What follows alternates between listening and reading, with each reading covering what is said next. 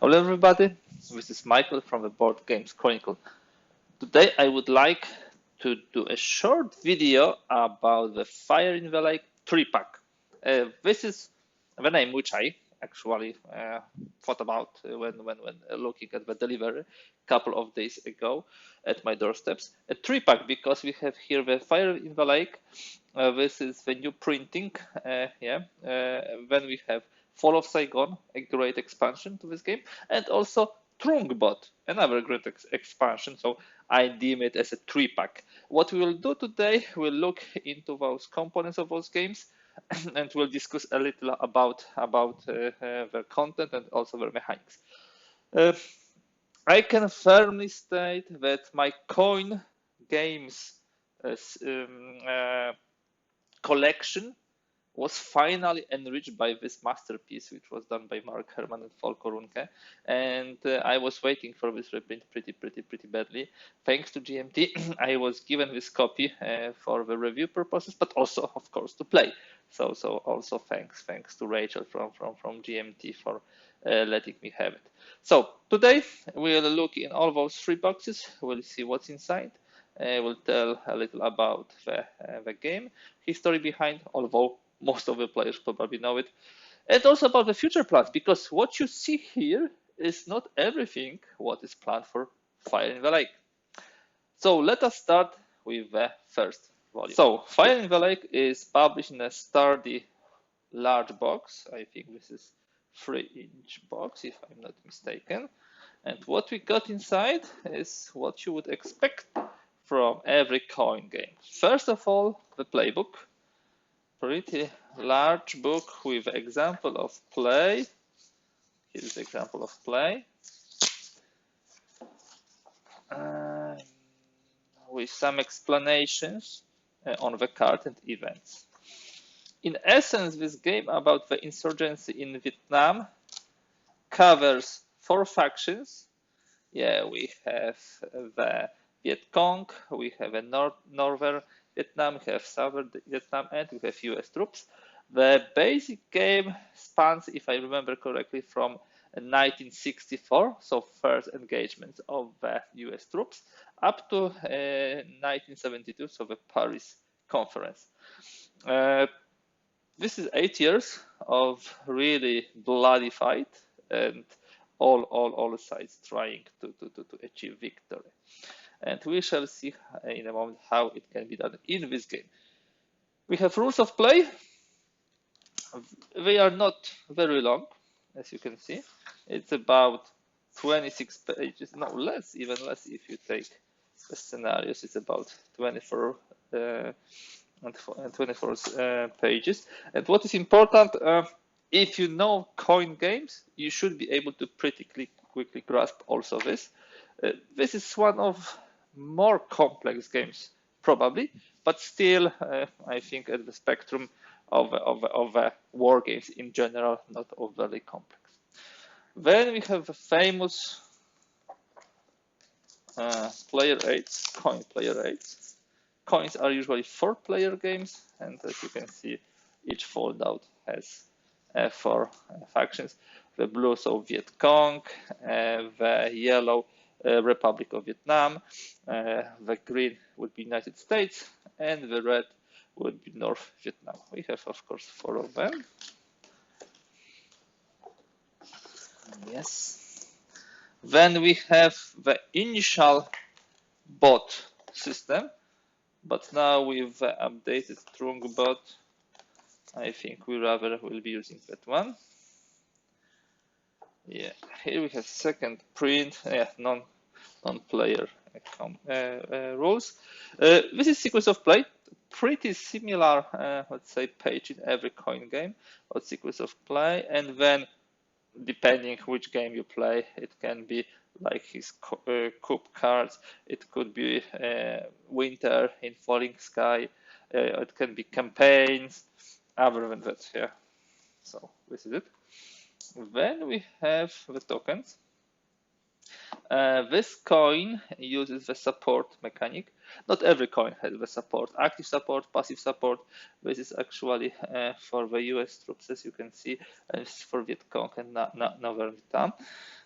We have control markers. We have some specific markers for bases, for victory conditions. It has, of course, the second side. So everything here. Then we have a beautiful mounted map. Let me just open it. I saw this map so many times on the pictures, I always wanted to see it by myself. And this is also a very functional map, as you can see in a moment, because it has all players' mats on it.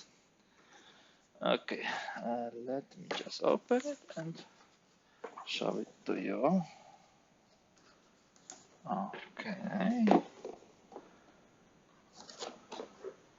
Yes, this is one of the most beautiful coin maps. As you can see, here is the space for the US, here is the space for the Northern Vietnam, for Viet Cong, and also for the Southern Vietnam.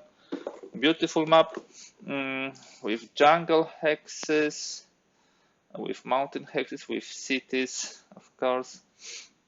All of this is here, also with some legend and with a famous coin part where you can have operation, limited operation, operation plus special ability or event.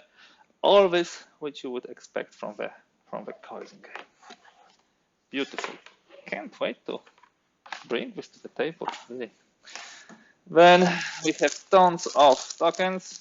As in every coin game, you have bases, you have troops, you have markers for the special actions. Yeah, all of this stuff. Nicely done. I will need to find some good storage solution for this.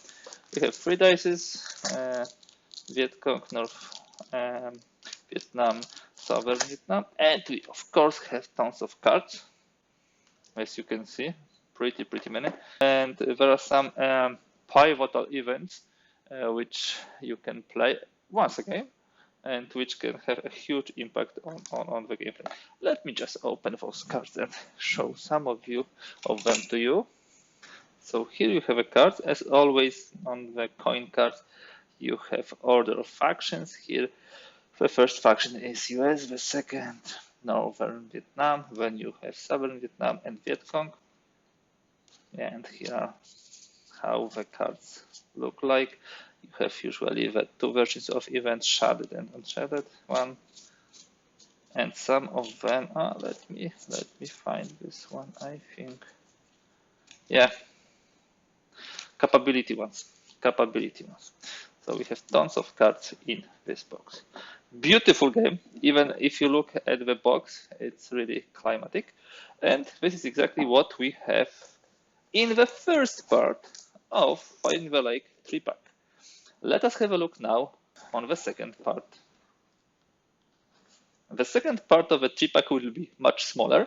This is a special trunk bot.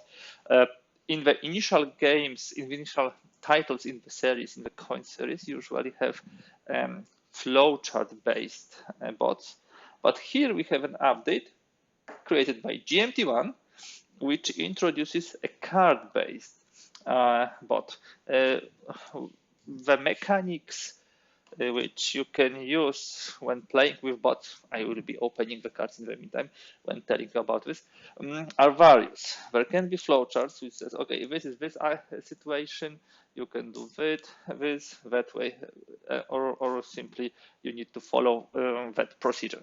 Second approach, which you can see in more and more usage by GMT1, but which I think was very much propagated also by John Butterfield, is a card-driven bot. So you draw a card, and the card specifies what the bot will do. So here, the trunk update actually introduces this to the fire in the lake. So I think this is great development. Those cards are pretty stubborn, but I managed to overcome them. As you can see, the trunk or trunk will be doing some particular actions in some particular order. So in this bag, because this was packed in a simple bag, you would have the cards from the board, you would have rules of play, not overly complex, let's be quite honest, just some explanation to this. You would have also the reference booklet, which is slightly longer, reference to the events, reference to some rules, and also some examples, because you would like to see how it actually works in the system. And then we have player 8, I believe one, non-player 8 card, so with some effective events, some priorities, really nicely done. It's not complicated, it might look like this, but really with this card it plays pretty smoothly from what I read, and also some references and keys here to the cards. On top of this, we have non-player coup round instructions, because this will be played slightly different than when you have only the players, and event instructions, depending number of event, depending on the size. So this is a small part of the 3-pack, which can be used with a base version. Let us jump now to the third part of the Fire in the Lake 3-pack. Okay, this would be the Fall of Saigon expansion that allows you to play not only the base years of the game, so from 64 to 72, but also beyond. And you can play only beyond, or you can combine it with the regular game and play even from 64 to 75.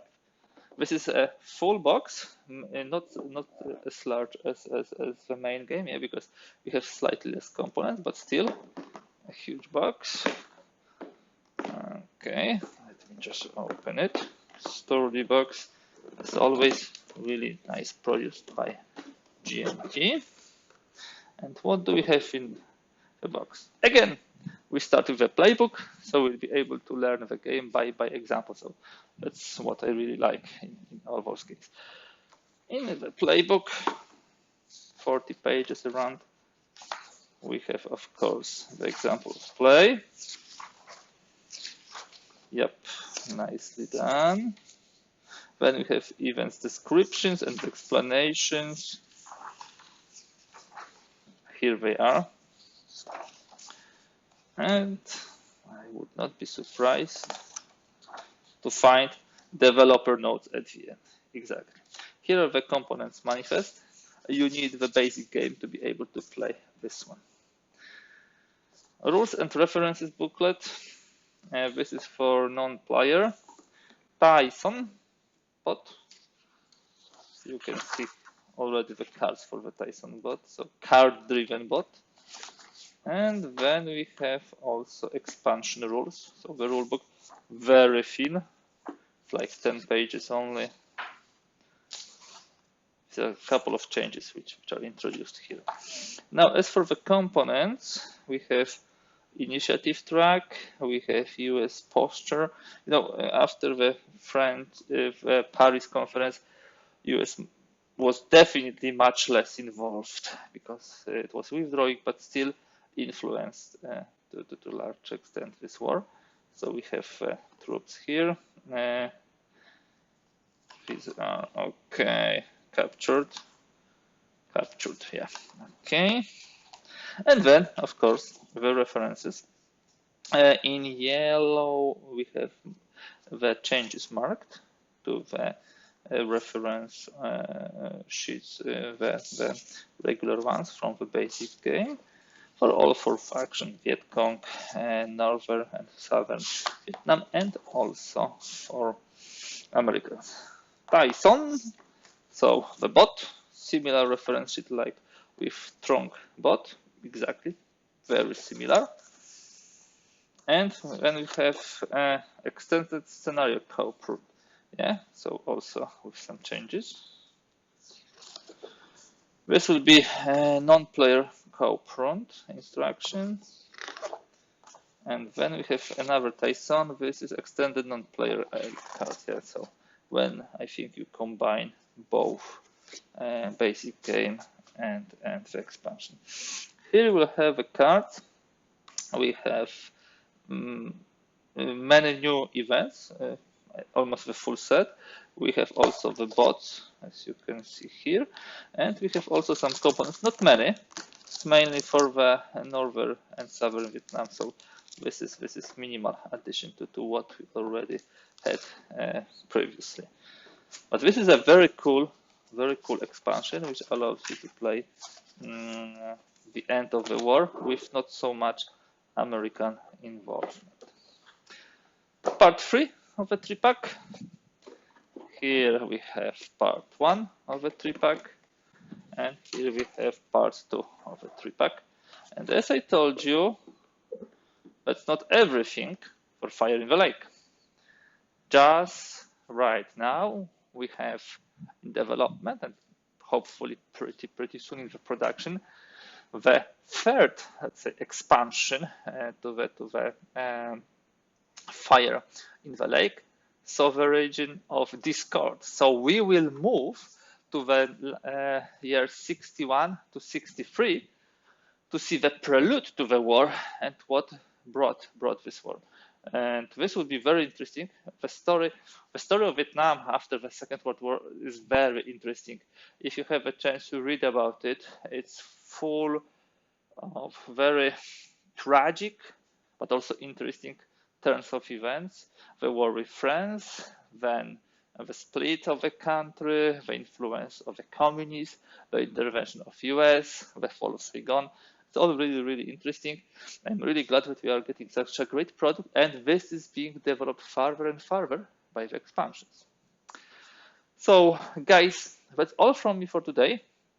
I can't wait to bring this game to the table. I really feel excited about it. That would be a lot of fun. I'm starting in 1964.